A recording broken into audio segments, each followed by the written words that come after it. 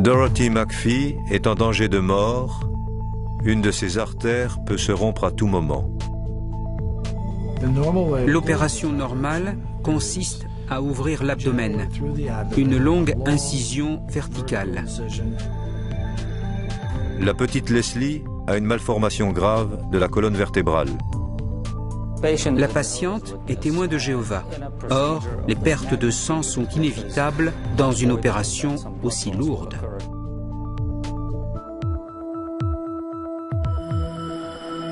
Deux opérations nécessaires. Mais les deux patientes, par conviction religieuse, refusent la transfusion de sang. Les médecins disposent désormais de techniques efficaces utilisables sur les patients qui, pour diverses raisons, refusent les transfusions. On pense pouvoir bientôt appliquer ces nouvelles techniques à tous.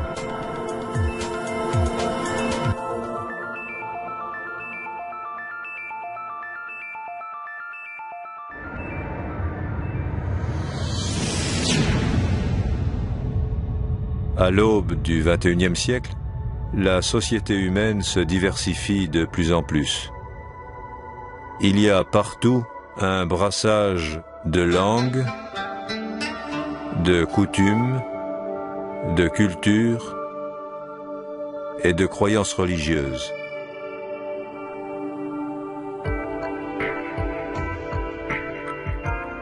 L'adaptation à cette diversité est délicate à tous les niveaux de la société. C'est un défi particulier pour le milieu médical.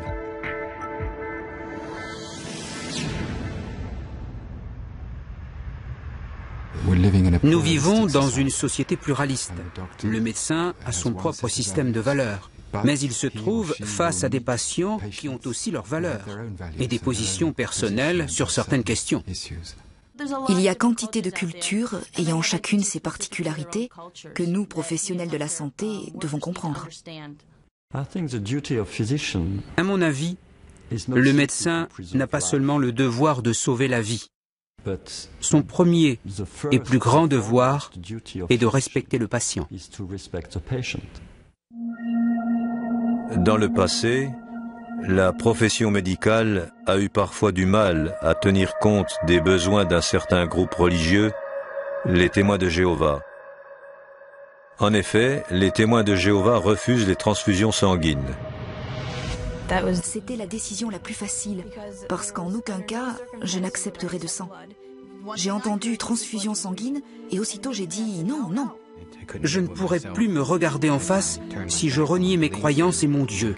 La transfusion sanguine, non, impossible. Leur refus des transfusions était souvent mal compris. C'est sûr. Dans le passé, les témoins de Jéhovah étaient très mal considérés par les médecins, surtout par les chirurgiens.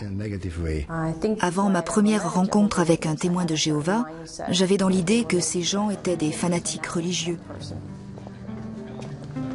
Il s'agit en partie, j'en suis sûr, d'un préjugé contre un groupe religieux dont le médecin, ou le juge, ou le légiste ne sait à peu près rien.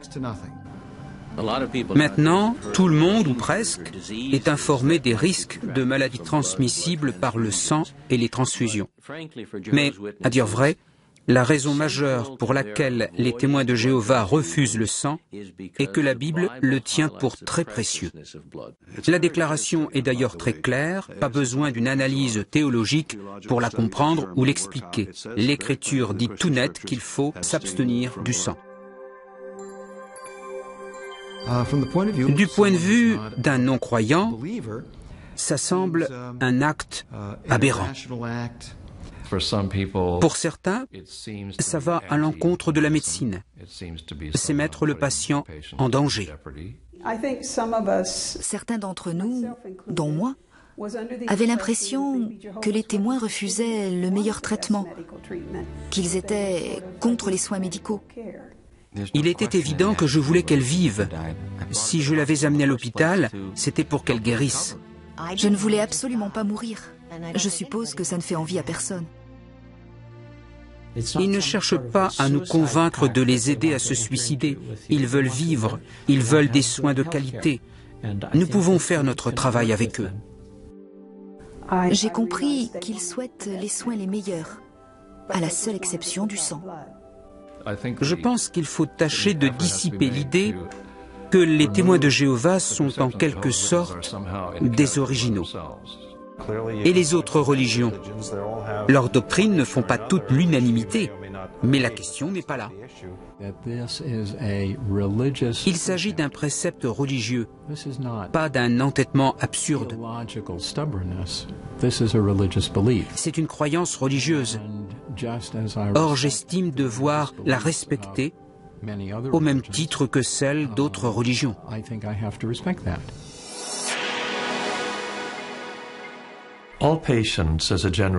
La règle est que tout patient a le droit de recevoir ou de refuser de recevoir un traitement après une discussion approfondie, franche et loyale avec le médecin traitant. Selon moi, le droit le plus fondamental du patient est le droit à l'autodétermination. Le droit qu'a tout patient de décider de ce qu'on va faire de son corps.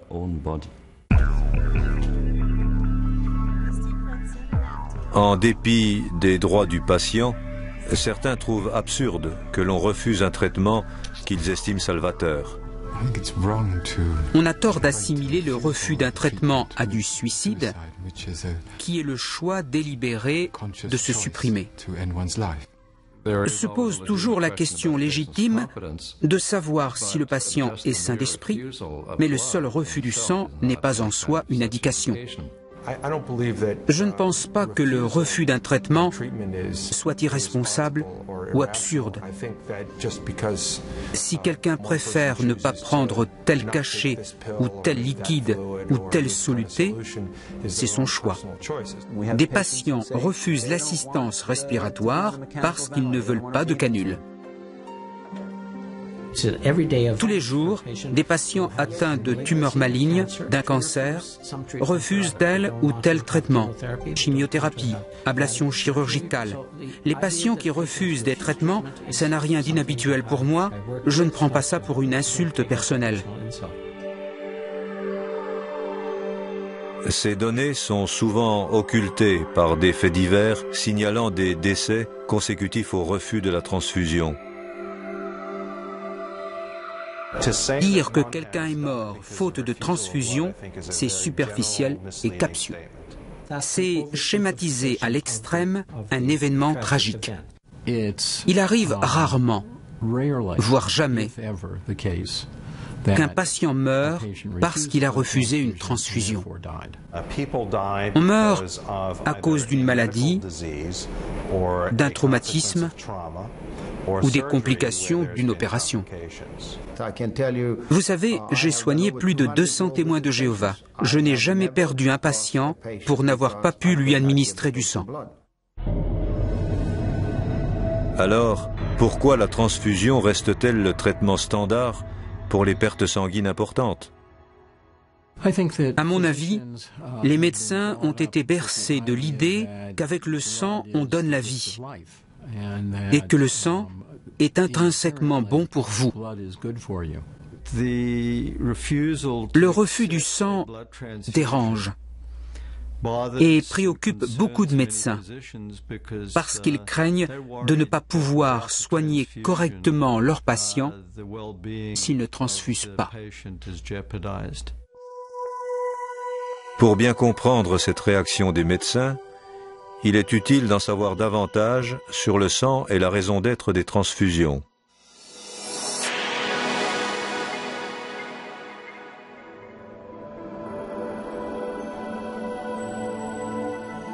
Le sang circule dans le corps par un système incroyablement complexe de vaisseaux appelés veines et artères.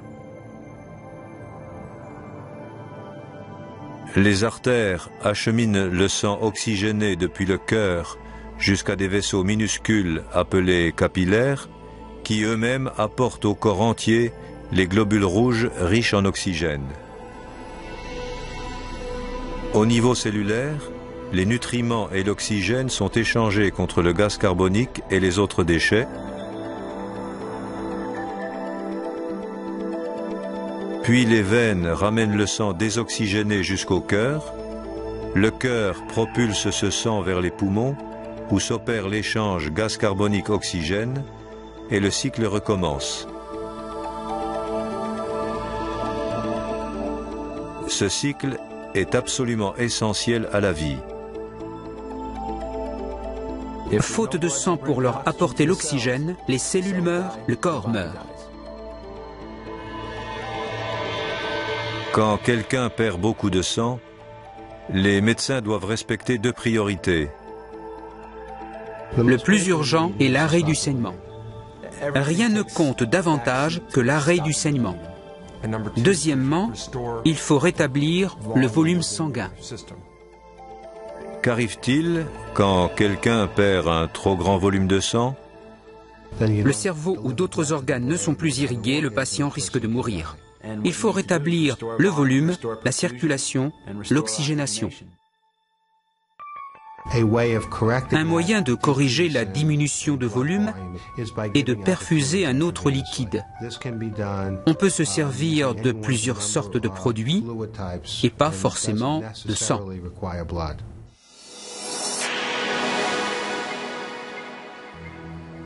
De plus en plus de patients préfèrent se passer du sang pour des raisons personnelles. Quand on discute avec des patients la veille de leur opération et qu'on leur demande s'ils préféreraient éviter la transfusion, ils disent toujours oui. Je dirais qu'aujourd'hui, au moins 80% des patients préféreraient nettement ne pas recevoir de transfusion. Jadis considéré comme adjuvant normal de la chirurgie, la transfusion est maintenant regardée comme quelque chose à éviter. La transfusion présente des risques réels. Nous nous préoccupons des germes véhiculés par le sang et bien sûr du sida aussi. Le sang est un produit biologique. Il peut être porteur de maladies. On en dépiste beaucoup, mais il y en a qu'on ne connaît pas. On a vu apparaître, avec le VIH, des maladies terribles qui n'existaient sans doute pas autrefois. Personne ne peut dire si la prochaine maladie va se manifester dans 10 semaines, 10 ans ou 100 ans. L'hépatite C et l'hépatite B sont transmissibles. Quant aux coûts, les coûts sociaux, ils sont très élevés. Il y a parfois des réactions post-transfusionnelles. C'est rare, mais potentiellement dangereux, voire mortel.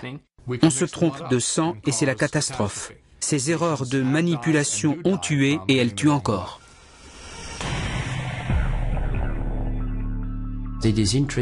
C'est intéressant de comprendre maintenant, au début des années 2000, que dans une certaine mesure, la transfusion n'a pas toujours les effets escomptés. Au fil des années, nous acquérons la conviction que bon nombre des incidents post-opératoires ne sont pas dus à la malchance ou à l'incompétence du chirurgien, mais en réalité sont des complications de la transfusion. Ces préoccupations ont favorisé la mise au point d'un large éventail de techniques alternatives, des traitements acceptables pour beaucoup de témoins de Jéhovah et d'autres qui préfèrent aussi ne pas recevoir de sang. On peut grouper ces techniques autour de 4 principes directeurs. Il y a tout ce qui touche à l'anesthésie, l'emploi de certaines substances et bien sûr la technique chirurgicale. La meilleure méthode pour maîtriser une hémorragie, c'est d'éviter l'hémorragie. Avec un saignement minimum pendant l'opération, on a un résultat final meilleur et moins de risque de complications. Une chirurgie minutieuse prévient les saignements. L'âge importe peu. Nous avons déjà opéré des nouveau-nés et des gens de plus de 90 ans. Un chirurgien qui opère sans perte de sang importante est presque invariablement un chirurgien compétent et soigneux. Celui qui n'économise pas le sang est généralement tout le contraire. Les chirurgiens disposent maintenant d'une large panoplie d'instruments pour limiter les saignements. On peut utiliser l'électrocautérisation au lieu du scalpel. En cas de saignement persistant, il existe des techniques de coagulation, dont la meilleure pour l'instant est la coagulation par faisceau argon. Il existe des instruments externes qui permettent aux chirurgiens de voir à l'intérieur du corps et de limiter les incisions. On peut utiliser des médicaments, appliquer des produits qui limitent les pertes de sang. Nous disposons de plusieurs méthodes, telles que l'emploi de la colle biologique. La colle biologique stimule la coagulation par contact. La colle biologique est extrêmement utile parce qu'elle ne lèse pas le tissu. Avec un témoin de Jéhovah, chez qui une perte de sang est critique, il faut être très méticuleux pour ne pas perdre une goutte de sang. On a de nouveaux procédés d'hémodilution et de réinjection qui facilitent l'opération et qui sont acceptables pour les gens dont la religion interdit la transfusion. Les principes de l'hémodilution en matière d'épargne sanguine sont relativement simples. En gros, nous effectuons un circuit fermé sur le patient. Le sang que nous retirons au patient, nous le dérivons et nous le remplaçons par des liquides. On obtient un sang dilué et de ce fait, le patient ne perd que du sang dilué. Lorsque le patient saignera au cours de l'intervention, il perdra moins de globules rouges. C'est comme ajouter de l'eau à 1 litre de lait pour obtenir 10 litres, vous avez toujours le litre d'origine. Mais versez-en dans quelque chose et vous aurez beaucoup d'eau et une fraction du lait. À la fin, éliminez l'eau et vous revenez à votre point de départ. Ici, nous utilisons régulièrement ce procédé, surtout quand une perte de sang importante est prévue. Maintenant, et pas seulement pour les témoins de Jéhovah, c'est un assez bon procédé pour les opérations à forte déperdition de sang. En cas de saignement, nous utilisons un appareil de récupération. Nous aspirons le sang épanché, nous le lavons, le nettoyons, le traitons, nous le filtrons, puis nous vous le restituons. La récupération du sang épanché est une technique très importante, car grâce à elle, le sang perdu par le chirurgien ne l'est pas pour le patient. Pour un polytraumatisé qui perd beaucoup de sang, je prépare toujours le Cell Saver. Pour stimuler la capacité de l'organisme de reconstituer sa réserve sanguine, il existe une hormone appelée érythropoïétine. L'érythropoïétine est une substance naturelle, formée essentiellement dans les reins, un peu aussi dans d'autres organes. Elle aide la moelle osseuse à fabriquer les globules rouges. La production de cellules sanguines a lieu surtout dans le sternum, les côtes, les vertèbres et le bassin. L'érythropoïétine recombinante stimule la production naturelle de globules rouges. Si le patient doit être hospitalisé longtemps, je le mets sous érythropoïétine recombinante pour qu'il commence à se constituer une réserve sanguine. Ce peut être un procédé très économique pour réduire l'utilisation de la transfusion sanguine.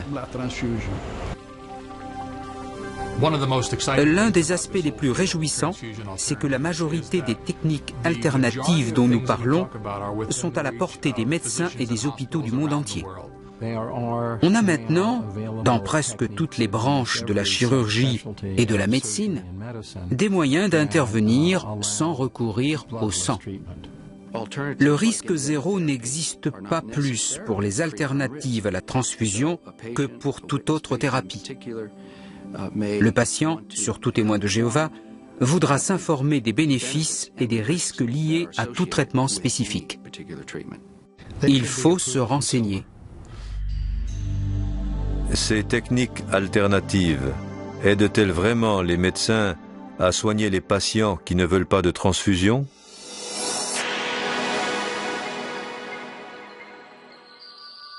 Leslie Lacks venait d'entrer à l'école primaire quand elle a présenté les symptômes d'une malformation spinale dégénérative. On a diagnostiqué une forme grave de scoliose.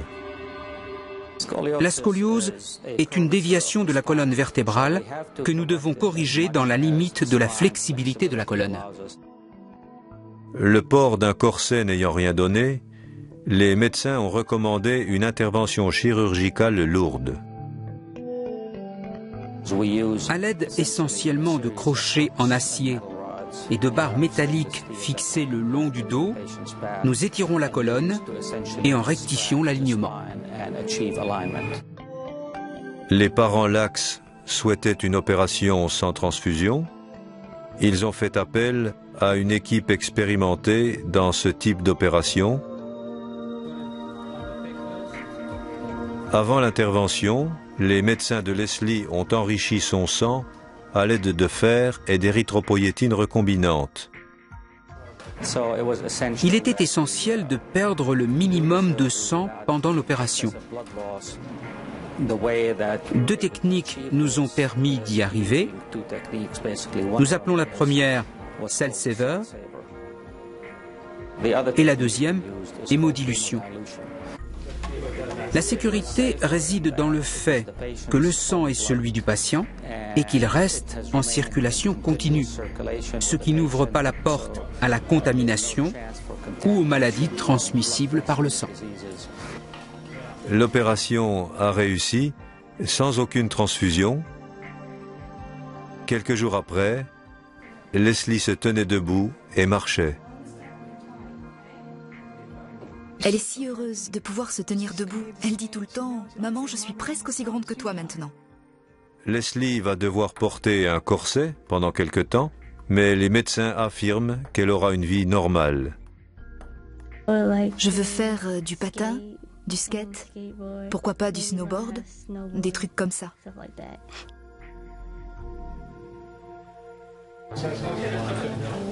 Certains traitements alternatifs font appel à de nouvelles techniques chirurgicales visant à réduire les saignements.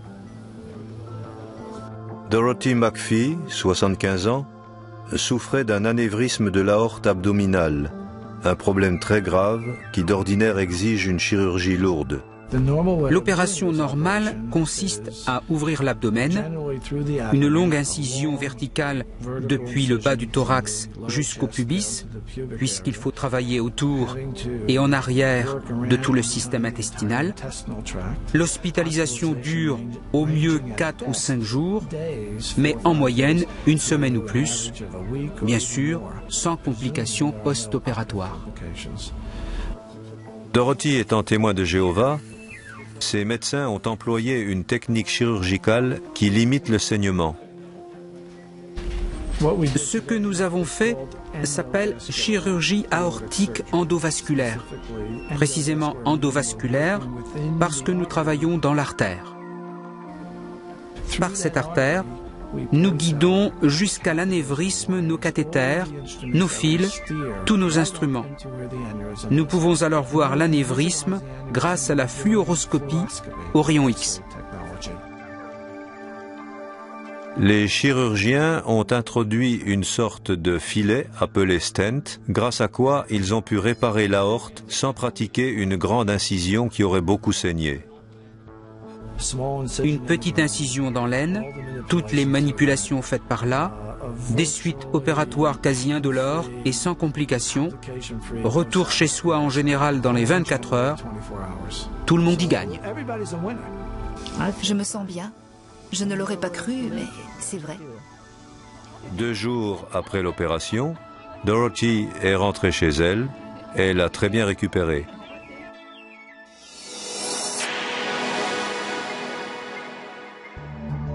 De plus en plus de médecins acceptent de soigner sans transfusion les patients qui le demandent. Avec l'apparition de toutes ces techniques, les témoins de Jéhovah ne sont plus vraiment des cas à part. Nous savons qu'ils ne veulent pas de sang et nous avons les moyens techniques d'accéder à leurs vœux. Votre croyance sur le refus de la transfusion, ce ne devrait plus être qu'un aspect infime des soins médicaux. Il faut tenir compte de cette croyance, d'accord? Maintenant, nous pouvons vous donner les 99% de soins dont vous avez besoin. Comparons ça à un patient allergique à la pénicilline. On n'imagine pas le médecin dire « désolé, sans pénicilline, je ne peux pas vous soigner ». Non, il répond simplement « On va vous donner un traitement de substitution, un autre antibiotique ». Et ça ne l'empêche pas de soigner son malade. Cette approche affinée de la médecine ouvre des perspectives réjouissantes pour tous. Ne pouvant pas utiliser le sang avec les témoins de Jéhovah, nous avons appris à nous en passer dans beaucoup d'autres situations. En fait, ça nous a poussés dans la bonne direction. Les alternatives à la transfusion, c'est de la bonne pratique médicale, de la médecine sûre et sérieuse. Vraiment, c'est une méthode qui devrait être proposée à tous les patients. L'objet de cette discussion n'aura bientôt plus de raison d'être, parce que dans les 5 à 10 prochaines années, la médecine et la chirurgie sans transfusion vont devenir si répandues qu'elles ne surprendront plus personne.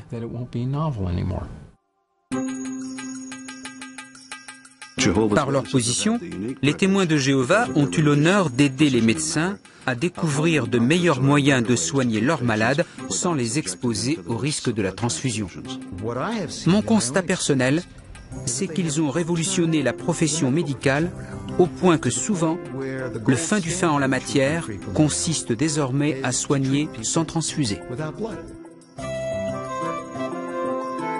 Déjà, quelques 100 000 médecins dans le monde acceptent de soigner et d'opérer sans transfusion ceux qui le demandent.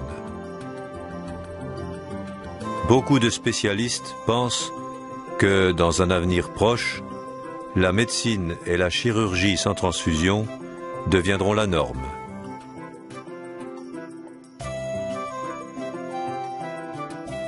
On a maintenant, dans presque toutes les branches de la chirurgie et de la médecine, des moyens d'intervenir sans recourir au sang. Nous nous débarrassons des transfusions en général.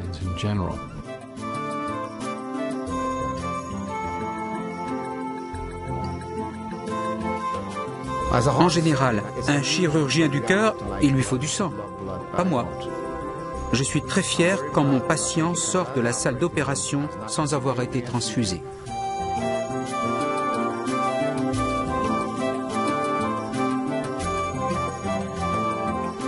Je prévois que d'ici quelques années, il ne nous viendra même plus à l'idée d'administrer du sang.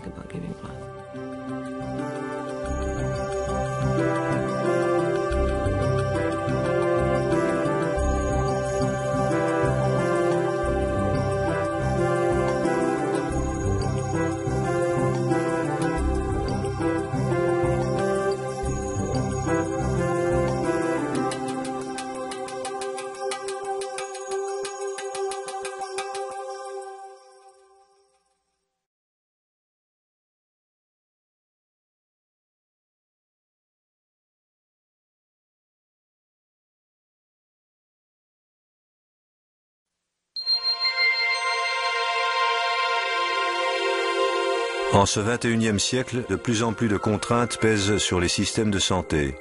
Avec l'augmentation du nombre des patients, surtout des patients âgés, il devient difficile de répondre aux besoins de tous avec les moyens disponibles. Par ailleurs, sur les plans du droit et de l'éthique, on note une volonté d'associer davantage le patient au choix de son traitement. Un secteur de la médecine est particulièrement concerné par cette évolution. De plus en plus de médecins pensent qu'il faut revoir notre position sur les transfusions sanguines. Aujourd'hui, au moins 80% des patients préféreraient ne pas recevoir de transfusion. La presse le confirme. Complications post-transfusionnelles, pénurie de sang et risques liés aux produits sanguins inquiètent médecins et patients. Pour ne citer qu'un exemple, l'Organisation mondiale de la santé estime que transfusion et injection causent chaque année dans le monde 5 millions d'infections par le virus de l'hépatite C. Les efforts des autorités sanitaires pour rendre les transfusions plus sûres ont fait monter en flèche le prix du sang. Il y a 2 ans, une unité de sang transfusée nous coûtait 63 € contre 142 aujourd'hui. Les effets secondaires de la transfusion ont un coût, eux aussi. Ces coûts indirects et à retardement sont énormes. Ils augmenteraient considérablement le prix de revient de l'unité de sang. On peut en dire autant des milliards d'euros ou de dollars d'indemnités versés aux victimes du sang contaminé ou à leurs familles. Y a-t-il une solution aux problèmes que posent à la société les dangers et les coûts de la transfusion? Soigner sans transfuser permettrait-il de répondre aux besoins du patient tout en respectant ses droits? Le docteur Earnshaw et le professeur Hetzer, et beaucoup d'autres, ont accédé à la demande de patients et de parents d'enfants mineurs. Voyons 3 exemples d'opérations délicates réalisées sans transfusion. Une opération à cœur ouvert est toujours complexe. À Berlin, le professeur Roland Hetzer explique ce qui l'a amené à opérer cette petite fille de 10 mois. Cet enfant présente une malformation cardiaque congénitale relativement rare. Le ventricule gauche communique directement avec l'oreillette droite, ce qui provoque un écoulement sanguin continuel du cœur gauche vers le cœur droit. 26 minutes d'arrêt cardiaque ont suffi pour corriger l'anomalie et normaliser la circulation sanguine. L'enfant n'a pas reçu de transfusion, elle n'a d'ailleurs presque pas saigné. Autre exemple, la chirurgie du foie passe pour exiger de grandes quantités de sang. À Jena, en Allemagne, le professeur Johannes Scheele procède à l'ablation d'une partie cancéreuse du foie chez un homme âgé. Combien de sang perdu? 250 cc. Le patient n'a pas reçu de transfusion et le voici 18 heures plus tard en conversation avec le médecin dans le service de réanimation. À présent, un exemple de chirurgie orthopédique. À Londres, Peter Earnshaw, membre du Royal College, pose une prothèse totale du genou sur une femme âgée, opération qui, normalement, entraîne des pertes de sang importantes. Ces 3 opérations ont été réalisées par des équipes qui s'étaient engagées auprès du patient ou de ses parents à ne pas administrer de transfusion. S'agissait-il d'interventions expérimentales tentées par 3 pionniers? Ils sont aujourd'hui plus de 100 000 médecins et chirurgiens dans 150 pays à se passer couramment de la transfusion. Commentaires de spécialistes. Tout anesthésiste et tout chirurgien devrait s'intéresser aux techniques d'épargne sanguine, car c'est une excellente façon de soigner. Quand on leur demande pourquoi ils se tournent vers les alternatives à la transfusion, beaucoup de médecins répondent « par respect pour la volonté du patient ». Le professeur Bloomberg, directeur d'un centre de transfusion. Il y a de plus en plus de patients qui préfèrent ne pas recevoir de transfusion. ou alors le moins possible, et il y en a qui s'opposent catégoriquement à ce qu'on les transfuse, quelles que soient les circonstances. Une autre raison incite les praticiens à revoir leurs habitudes, la constatation qu'une certaine inconséquence est à l'origine de transfusions inutiles. Quiconque a le souci de mieux soigner ou de protéger son patient aurait intérêt à considérer un certain nombre d'études éloquentes. Tout d'abord, l'étude Sanguis, parrainée par la Commission européenne. L'étude a analysé les taux de transfusion dans 43 grands centres hospitaliers universitaires à travers l'Europe. Les implications de l'étude Sanguis laissent perplexe. Pour le même type d'opération, le nombre d'unités de sang transfusées varie parfois du tout au tout d'un hôpital à l'autre. En 1998, le professeur Ball a publié une étude de suivi. Dans cette étude de la transfusion en chirurgie en Belgique, appelée Biomed, nous avons inclus toutes les catégories d'hôpitaux et nous avons constaté la même variabilité. Il faut se rendre à l'évidence, la variabilité laisse entendre qu'une bonne partie de ces transfusions de produits sanguins sont inutiles. Une comparaison des deux études révèle un autre fait significatif. 2 centres ont participé à la fois à l'étude Sanguis et à l'étude Biomed. À la lumière de l'étude Sanguis, ils sont parvenus à réduire la quantité de sang employée en chirurgie lourde. Après ces changements, la mortalité est restée identique. Le séjour à l'hôpital s'est trouvé raccourci. Les nouvelles techniques n'étaient guère compliquées à mettre en œuvre. Elles leur ont demandé du temps et un énorme effort de formation. Mais ça n'a pas augmenté les coûts. Un peu plus tard, au Canada, le docteur Hébert a réalisé une vaste étude sur de grands malades en soins intensifs. Commentaire du professeur Spann. Le travail d'Hébert a montré chez plus de 800 patients qu'on obtenait une issue plus favorable en transfusant moins. Le constat s'impose.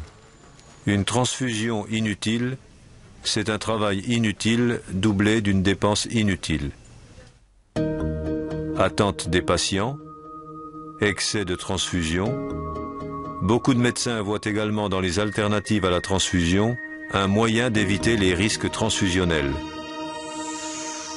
Il y a le risque de contamination bactérienne. Qu'elle survienne lors de la collecte ou à cause de mauvaises conditions de stockage, une telle contamination peut causer des infections aux conséquences fatales. Par ailleurs, malgré un meilleur dépistage, les infections virales constituent toujours une grave menace. Les experts redoutent l'avenir. Les virus actuels subiront-ils des mutations pour devenir pathogènes? Rien ne permet d'en douter. Le problème avec la contamination du sang transfusé, c'est qu'elle a toujours une longueur d'avance sur nous. De plus, les transfusions provoquent une immunosuppression chez le receveur, ce qui favorise les infections post-opératoires, ainsi qu'une récurrence plus rapide et plus fréquente des tumeurs. Nous estimons qu'aux États-Unis, peut-être de 10 à 50 000 patients meurent chaque année des causes liées à l'immunomodulation d'origine transfusionnelle. Le risque sans doute le plus surprenant et le moins reconnu est l'erreur humaine. Transfuser un sang incompatible entraîne une réaction au mieux légère, au pire fatale. Le docteur Spence, directeur d'un programme de formation en chirurgie. On se trompe de sang et c'est la catastrophe. Ces erreurs de manipulation ont tué et elles tuent encore. Des rapports vont jusqu'à imputer la moitié des décès d'origine transfusionnelle à l'erreur humaine. Au vu de ces réalités, volonté du patient, transfusion inutile, risque transfusionnel, mais aussi pénurie de sang et augmentation des coûts, le professeur van der Linden résume le sentiment de nombreux experts. Compte tenu de son potentiel pour améliorer les soins donnés aux patients et pour limiter les dépenses, l'épargne sanguine n'est plus une option, c'est une nécessité. La bonne nouvelle, c'est qu'on dispose déjà de techniques sûres, efficaces et économiques. On sait faire ce qu'il y a de mieux en matière de soins en se passant des transfusions. Il y a des choses simples et peu chères qui seraient utiles à la plupart des patients et réalisables dans les hôpitaux les plus petits. L'épargne sanguine est une méthode simple qui donne des suites opératoires plutôt simples, moins chères et ayant une meilleure issue pour le patient. Les techniques mises en œuvre par les équipes qui réussissent à éviter la transfusion reposent sur 3 grands principes directeurs. Le premier est la tolérance physiologique à l'anémie.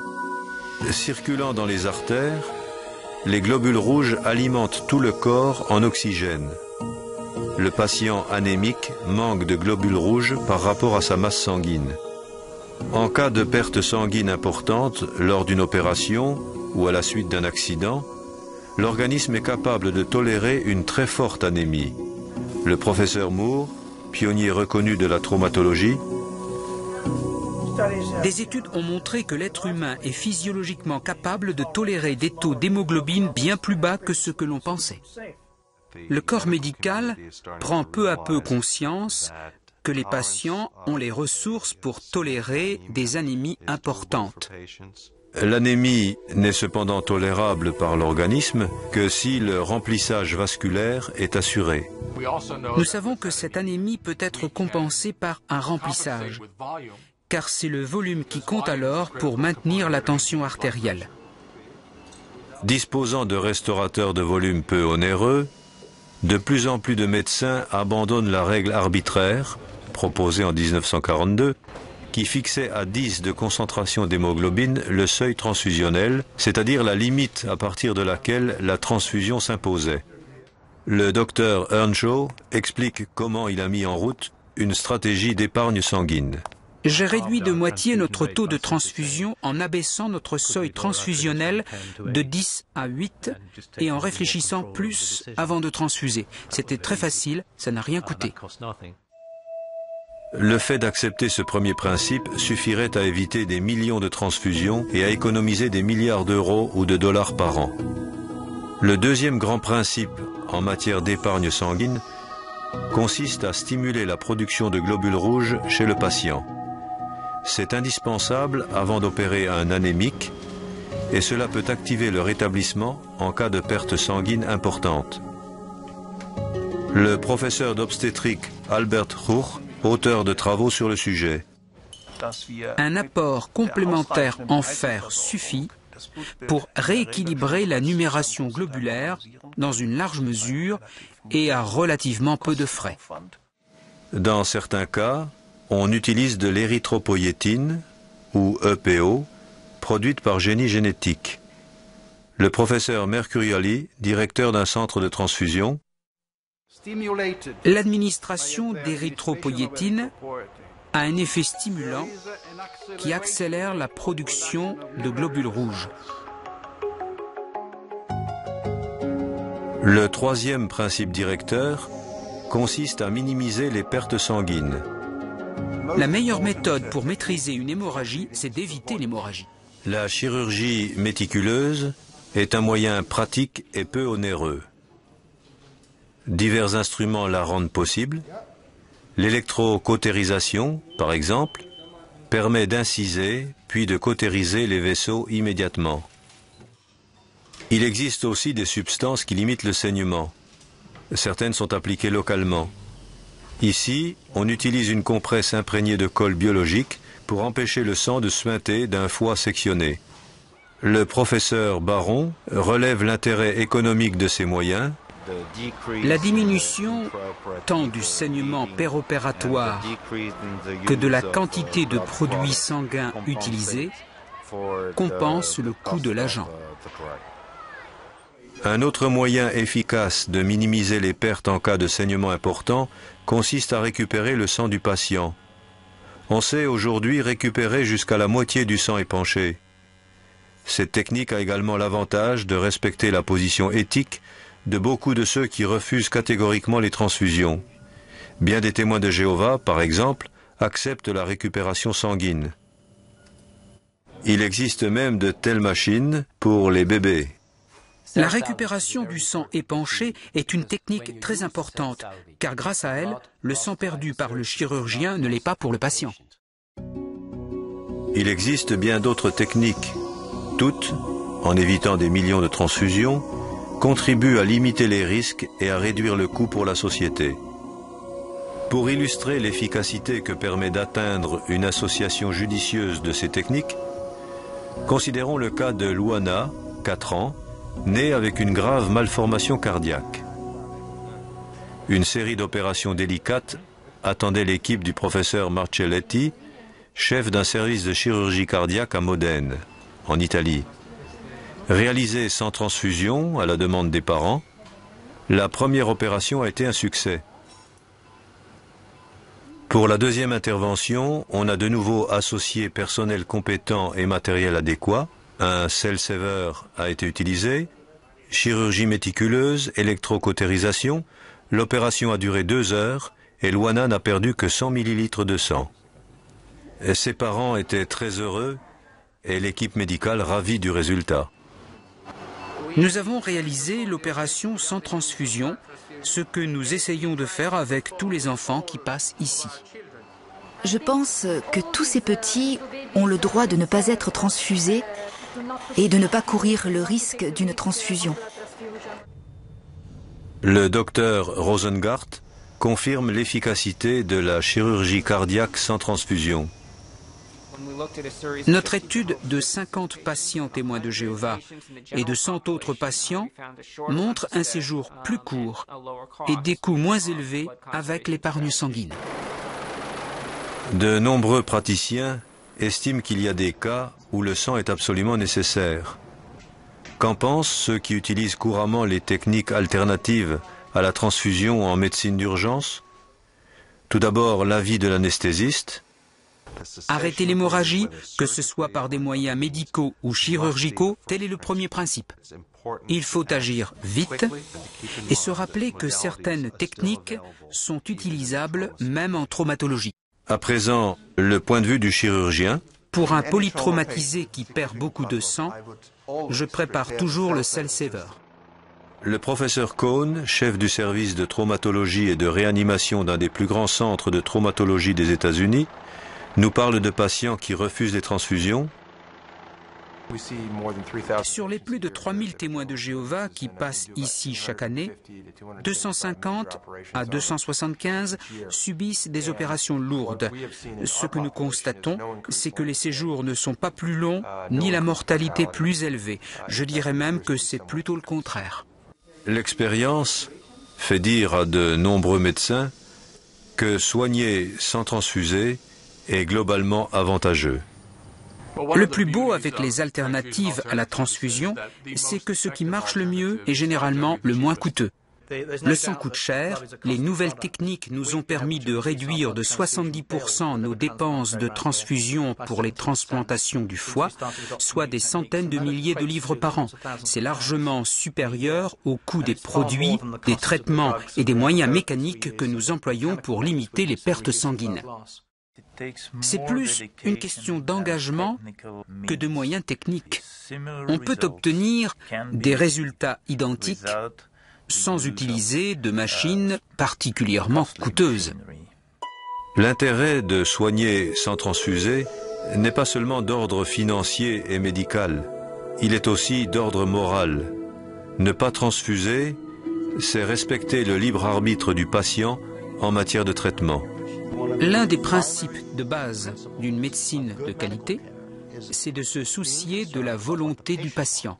Le professeur Harding, qui enseigne la déontologie, ce devoir déontologique consistant à ne pas nuire, à rechercher la meilleure issue pour le patient, serait associé aujourd'hui à un autre devoir qui est de respecter l'autonomie du patient, de respecter ses opinions et ses décisions.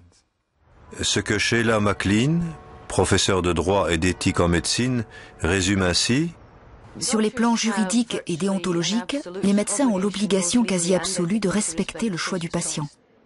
Le professeur Guillot, fondateur de l'Institut de droit de la santé à l'Université de Neuchâtel, à propos de la notion de droit du patient, je pense que le droit le plus fondamental du patient est le droit à l'autodétermination, c'est-à-dire le droit qu'a tout patient de décider de ce qu'on va faire de son corps.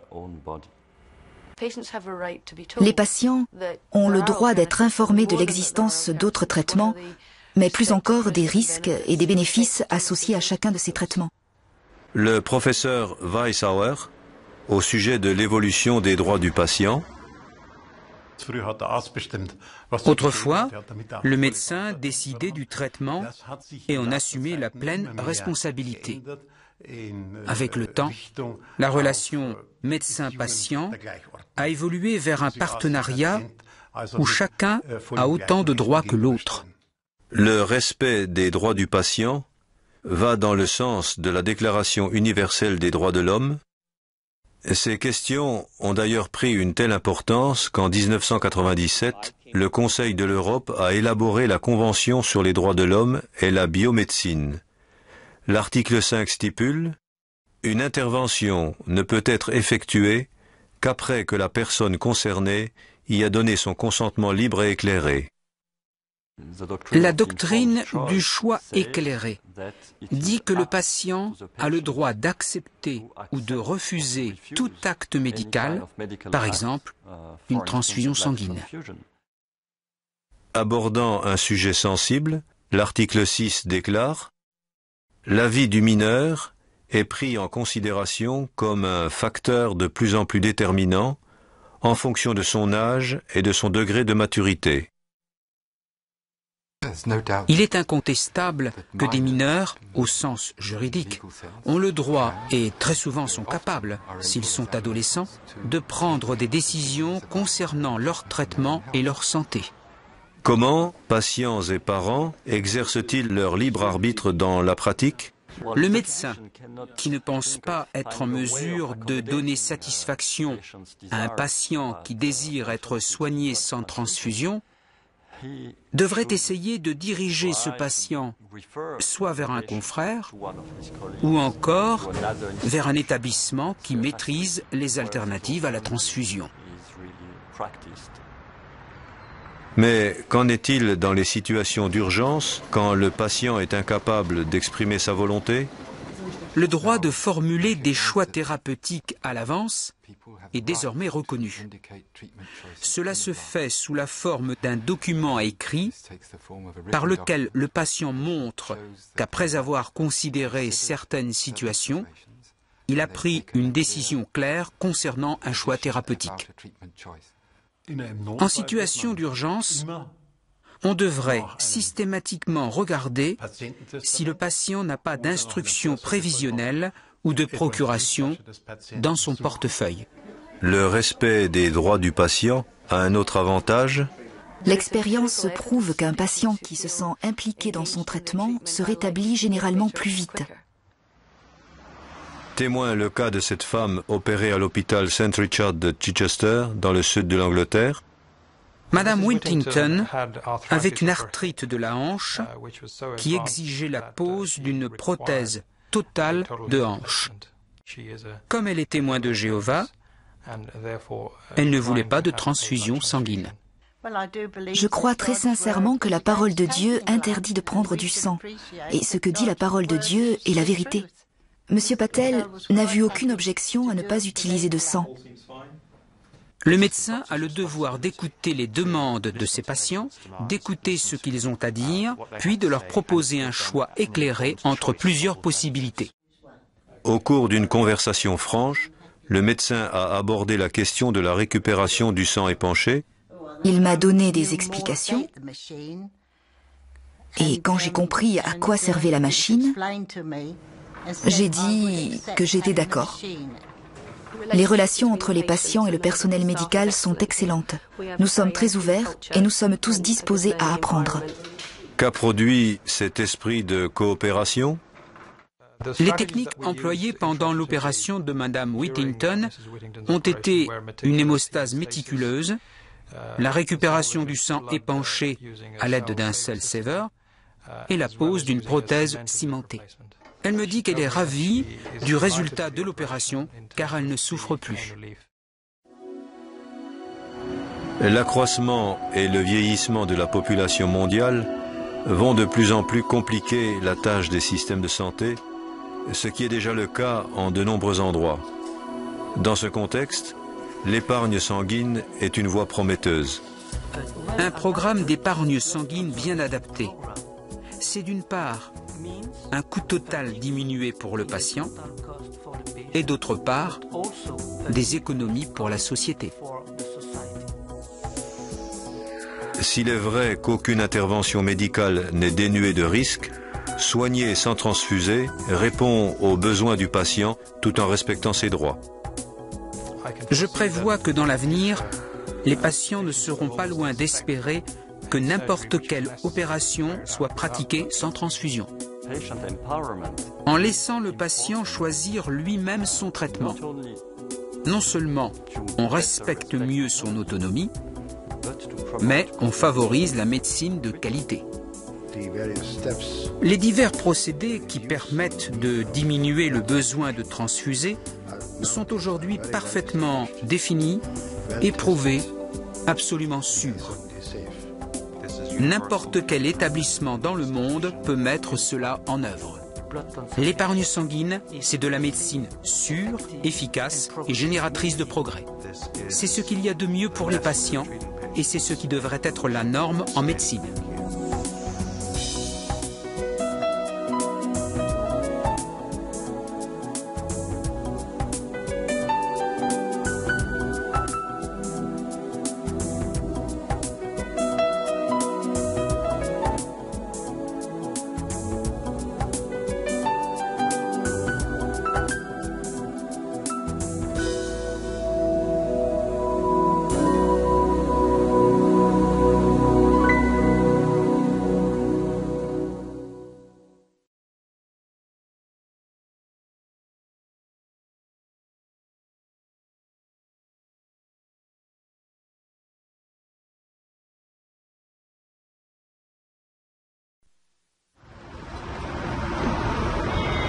À Berlin, le professeur Roland Hetzer de l'Institut allemand de cardiologie corrige une communication interventriculaire chez une petite fille de 10 mois.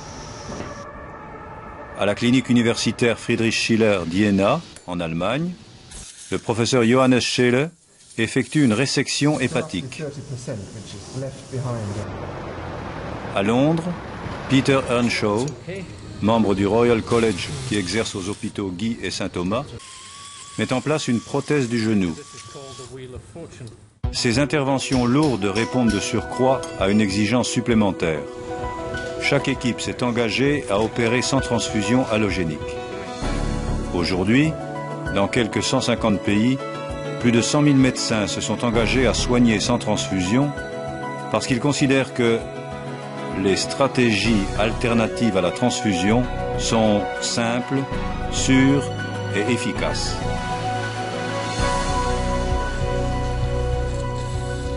Tout semble avoir commencé avec les interventions cardiaques sans transfusion réalisées par le docteur Cooley dans les années 50. Ce chirurgien opérait des témoins de Jéhovah qui, tout en voulant des soins de qualité, refusaient la transfusion allogénique par respect du commandement biblique de s'abstenir du sang. En 1977, il publie ses résultats sur 20 ans et 542 interventions cardiaques sans transfusion. Il constate un risque suffisamment faible pour être acceptable. Le docteur Richard Spence, pionnier en alternative à la transfusion.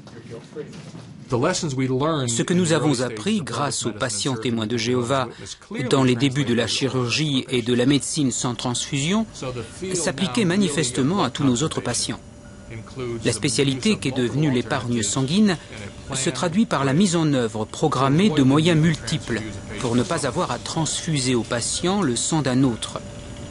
Nous opérons aussi bien des nouveau-nés que des nonagénaires, mais les techniques restent les mêmes. Le professeur Hour, au sujet de ces techniques et d'autres patients.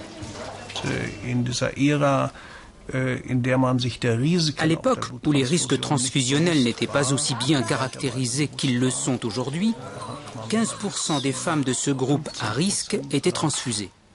Aujourd'hui, c'est largement moins de 1%, alors que notre centre est spécialisé dans la prise en charge de grossesses à risque.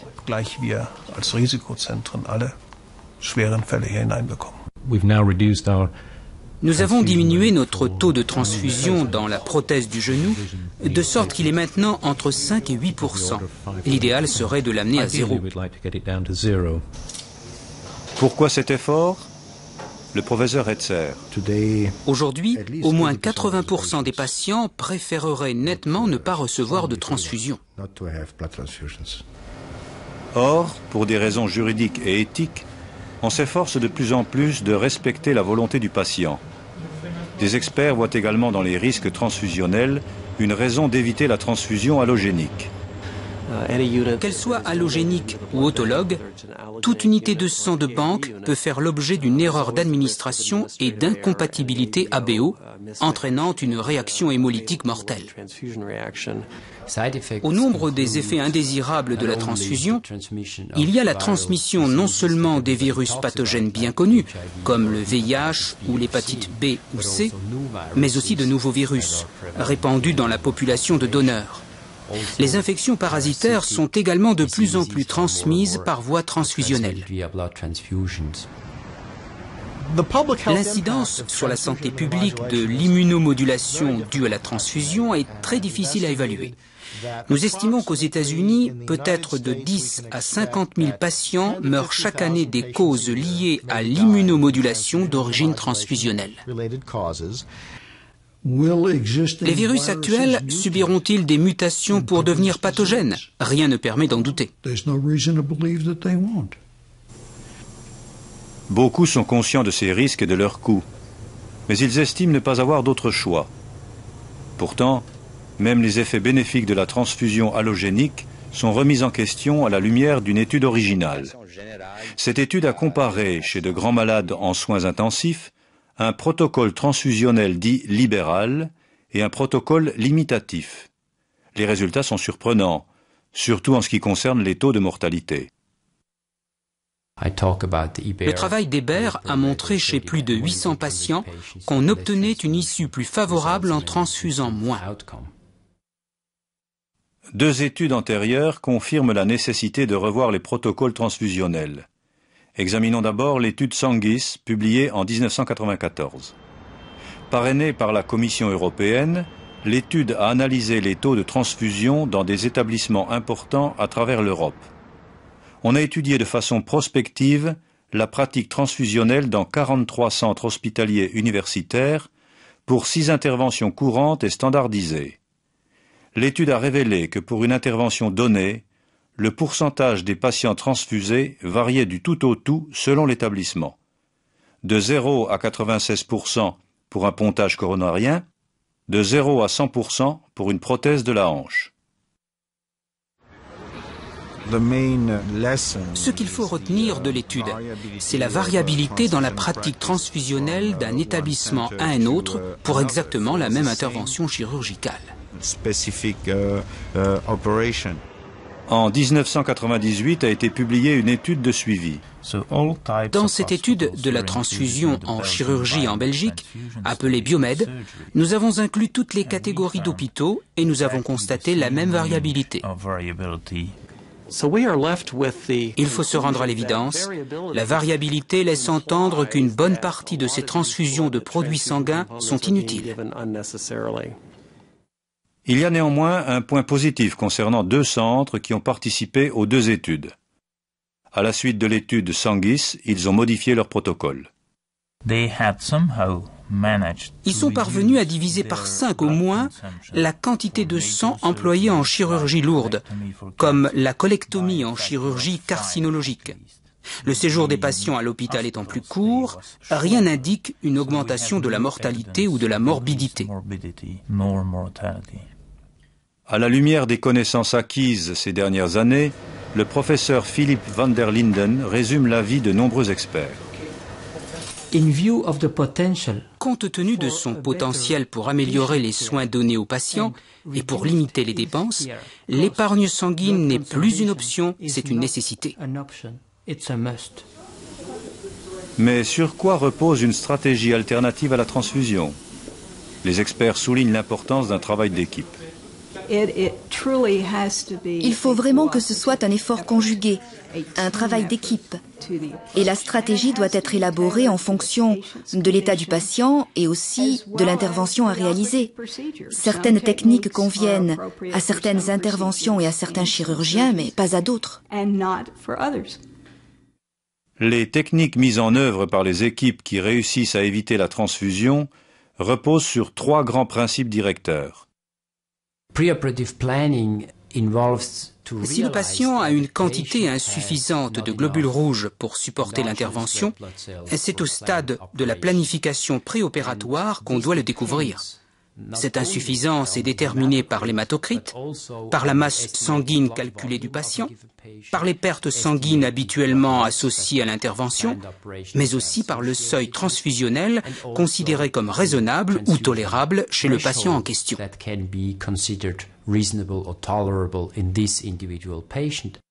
Le premier principe est la tolérance physiologique à l'anémie, ce qui implique de revoir la conduite à tenir devant une anémie. Certains prennent encore comme seuil transfusionnel universel un hématocrite de 30% ou une concentration d'hémoglobine de 10 grammes par décilitre. Or, ce seuil est tiré d'un article d'Adams et Lundy qui date de 1942. Je suis persuadé que ce chiffre magique de 10 grammes n'a rien à faire ici. Notre expérience avec les témoins de Jéhovah a montré que les concentrations d'hémoglobine que nous pensions autrefois indispensables ne le sont pas. On ne doit pas avoir de règle absolue. Pour certaines interventions, on peut, si nécessaire et en fonction du patient, anesthésier malgré une hémoglobine de seulement 2 ou 3 grammes. Les médecins insistent sur l'importance de maintenir la normovolémie au moyen d'un remplissage vasculaire ordinaire. En normovolémie, la consommation d'oxygène reste inchangée pour une très large fourchette d'hématocrite. Selon le professeur van der Linden, les 2 principaux mécanismes qui assurent le maintien d'une oxygénation tissulaire adéquate sont l'augmentation du débit cardiaque et l'amélioration des capacités d'extraction de l'oxygène. Ainsi, aux hématocrites indiqués, la quantité d'oxygène extraite des globules rouges chez le patient non anémique est pour ainsi dire la même que celle extraite des globules rouges moins nombreux chez le patient anémique en normovolémie. L'augmentation du débit cardiaque résulte de la viscosité réduite et de la stimulation sympathique. L'amélioration de l'extraction résulte de la redistribution du débit sanguin vers des territoires à demande métabolique élevée et d'une meilleure microcirculation.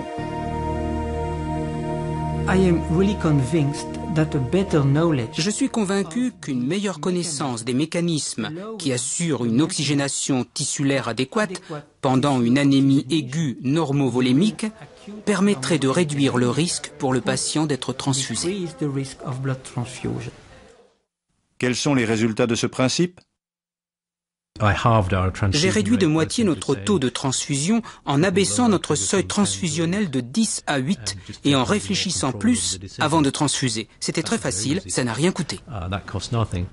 Nous savons que nous pouvons laisser des patients se stabiliser à des valeurs d'hémoglobine relativement faibles sans les transfuser. Bien entendu, il faut prévoir sa stratégie, surtout si le patient refuse la transfusion allogénique pour des motifs religieux ou autres. La planification préopératoire doit comporter une évaluation attentive du risque hémorragique et des analyses biologiques et hématologiques usuelles. En fonction du patient, ces analyses peuvent comprendre un bilan d'hémostase et le dépistage d'affections jouant un rôle dans l'anémie. Ensuite, il faut calculer la marge de sécurité du patient, c'est-à-dire les pertes sanguines que ce patient en particulier peut tolérer durant toute la période périopératoire. Le docteur Earnshaw explique sa façon de procéder dans le cas d'une arthroplastie. Tout ce qu'il vous faut savoir, c'est la taille et le poids du patient, son sexe, sa valeur d'hémoglobine ou son hématocrite, et vous pouvez calculer sa masse sanguine. Ensuite, vous utilisez vos pertes sanguines, et tout chirurgien qui a pratiqué un certain nombre d'arthroplasties devrait pouvoir consulter ces dossiers pour connaître les pertes sanguines lorsqu'il opère. Puis, la seule donnée qui reste à déterminer est la perte sanguine que peut tolérer le patient. Jusqu'où pouvez-vous le laisser descendre? Que faire si la perte prévisible dépasse la perte tolérable?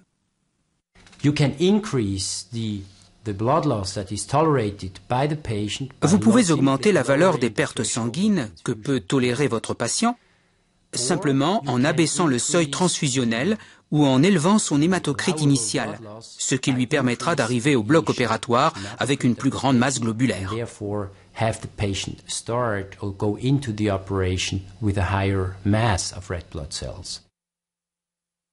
Nombre de ces techniques relèvent du deuxième principe d'une stratégie d'épargne sanguine, optimiser la masse globulaire. Nous savons amplifier la masse de globules rouges circulant chez le patient avant une intervention chirurgicale au moyen d'antianémiques peu onéreux, comme le fer, l'acide folique et la vitamine B12.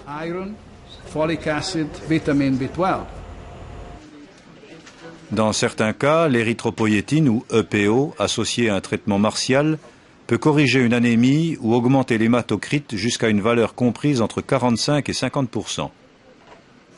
On commence ce traitement normalement 10 à 21 jours avant l'intervention. L'EPO est représenté ici par les petits points. Elle stimule la production de globules rouges en agissant sur la survie, la différenciation et la maturation des cellules de la lignée érythroblastique dans la moelle osseuse.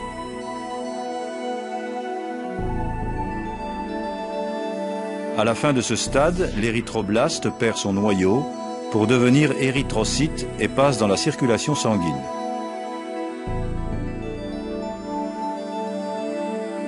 Notez l'accélération du processus sous EPO. Outre qu'elle augmente le nombre des globules rouges produits, l'administration d'érythropoïétine permet de gagner une semaine environ.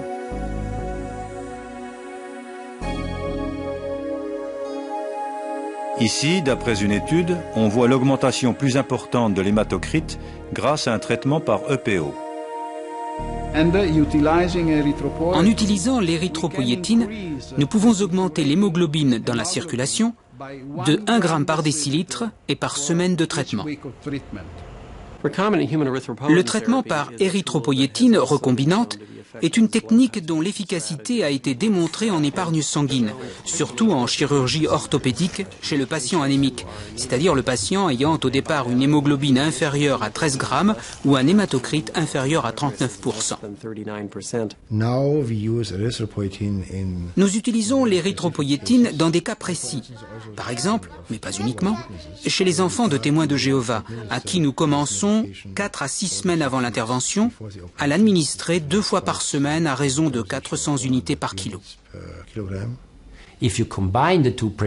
Si nous associons les deux principes, c'est-à-dire l'augmentation de l'hématocrite préopératoire et l'abaissement du seuil transfusionnel, nous pouvons accepter des pertes sanguines encore plus importantes sans devoir procéder à une transfusion allogénique.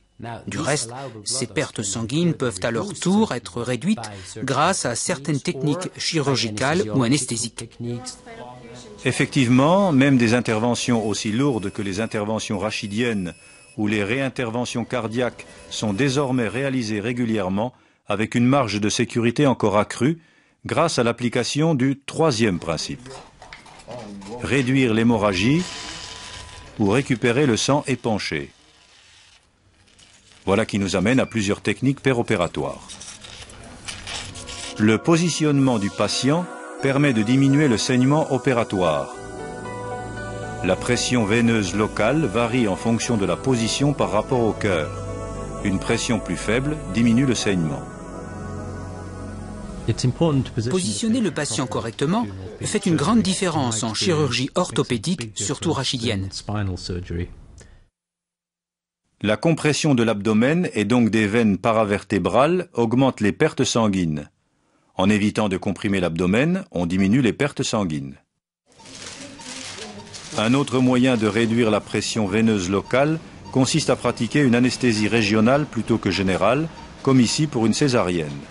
Autre technique, maintenir la normothermie du patient, surtout lorsque l'intervention dure longtemps. Une baisse de 1 ou de 2 degrés altère la fonction des plaquettes et des facteurs de coagulation. Il est donc indispensable de maintenir la normothermie. La normothermie est très importante. Par conséquent, la température dans notre bloc est de 27 degrés lors d'interventions lourdes, ce qui est parfois inconfortable pour nous, mais très bon pour le patient. On peut également réchauffer directement le patient au moyen de couvertures ou de vêtements isolants. Il existe aussi des appareils simples pour chauffer les poches de liquide avant perfusion. La technique suivante est l'hémodilution. Les principes de l'hémodilution en matière d'épargne sanguine sont relativement simples.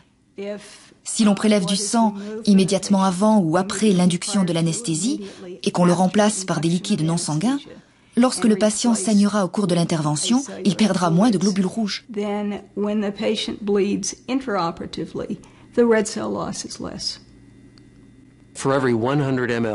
Lorsque le patient perd 100 ml de sang, si son hématocrite est de 27%, il perd en fait 27 ml de globules rouges au lieu des 45 ml qu'il aurait perdu si son hématocrite avait été de 45% au moment de la chirurgie.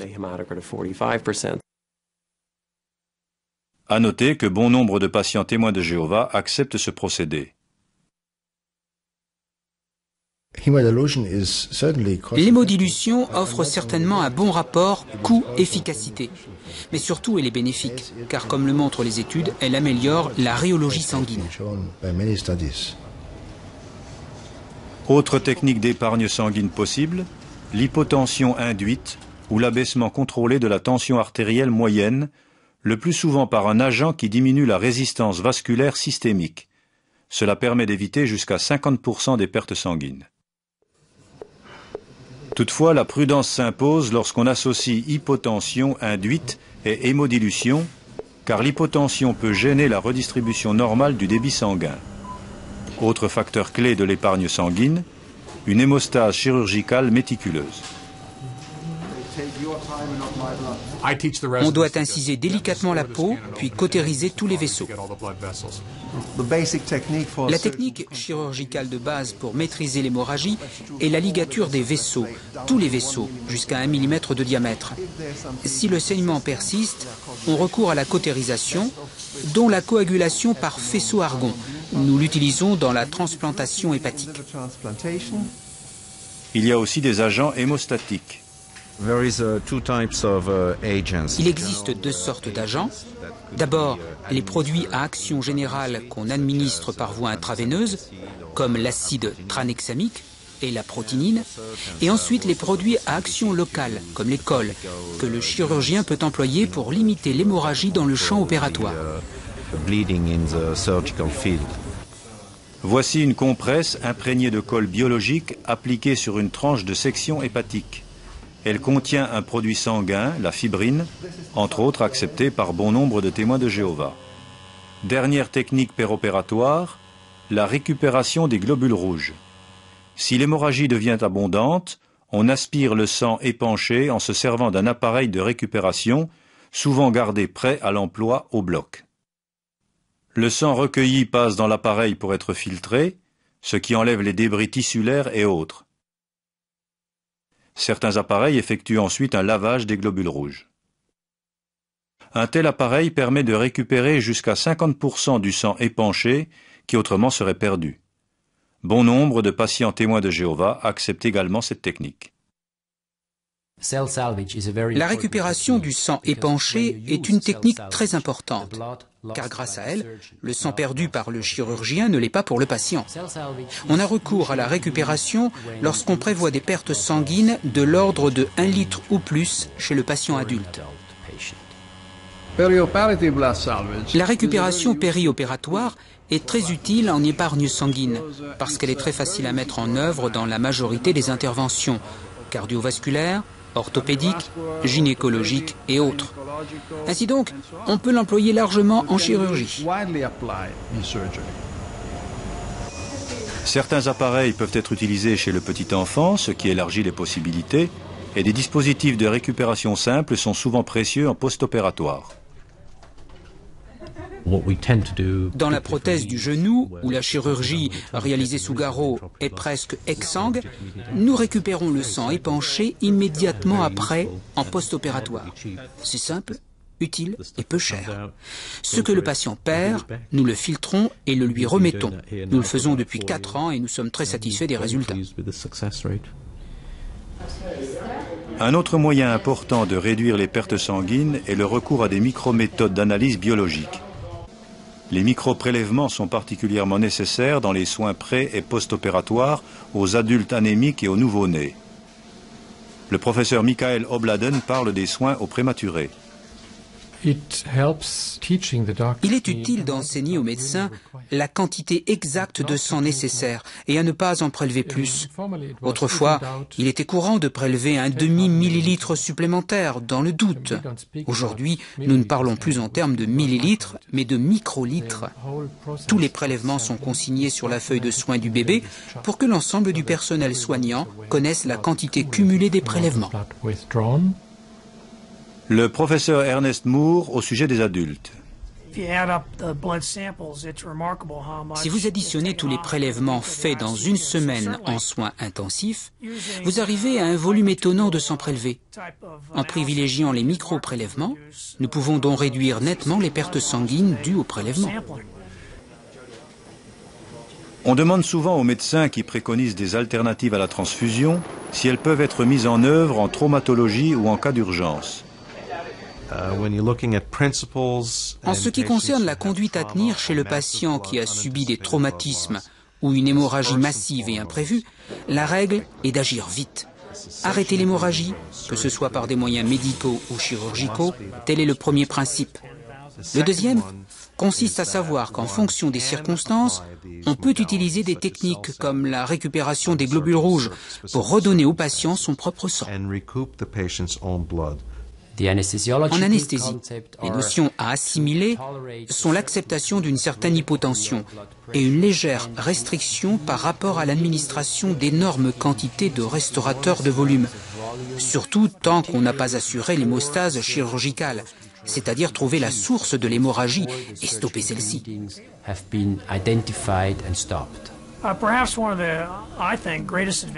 À mon avis, l'une des avancées les plus importantes dans le domaine de l'épargne sanguine en traumatologie est le concept de l'intervention première pour contrôle des lésions majeures.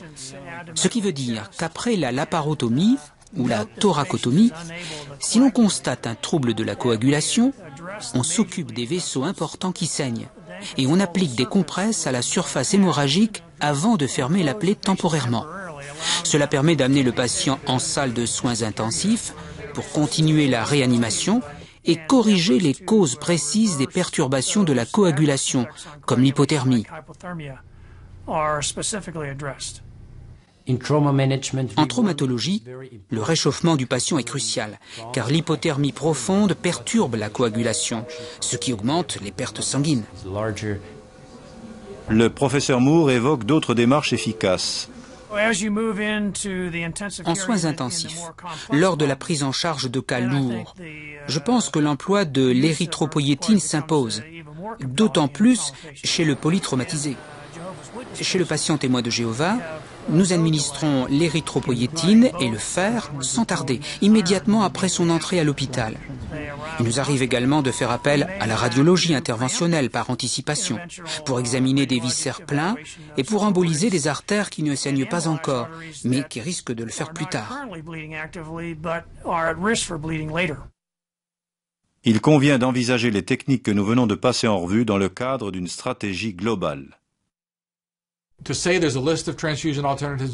Dire qu'il existe de nombreuses alternatives à la transfusion est exact, mais ce n'est pas le principal.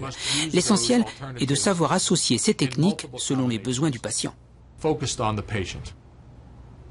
Tous les patients n'ont pas besoin de toutes les techniques.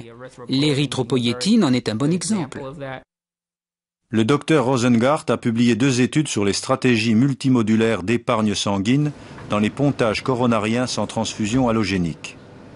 Notre étude de 50 patients témoins de Jéhovah et de 100 autres patients montre un séjour plus court et des coûts moins élevés avec l'épargne sanguine. La médecine semble promise à des progrès rapides au cours du nouveau millénaire. Dans l'immédiat, je pense que tous les médecins devraient s'intéresser aux stratégies d'épargne sanguine, parce qu'il existe tout un faisceau de preuves indiquant qu'elles entraînent des réductions de la morbidité, de la mortalité et des coûts. La faible quantité de sang transfusé pourrait servir d'indice de qualité au sein d'une unité chirurgicale. Je pense que la transfusion la plus sûre est celle qui n'est jamais administrée. L'épargne sanguine est une méthode simple qui donne des suites opératoires plutôt simples, moins chères et ayant une meilleure issue pour le patient. Il y a des choses simples et peu chères qui seraient utiles à la plupart des patients et réalisables dans les hôpitaux les plus petits.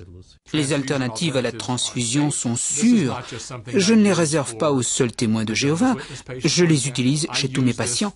Les alternatives à la transfusion, c'est de la bonne pratique médicale, de la médecine sûre et sérieuse.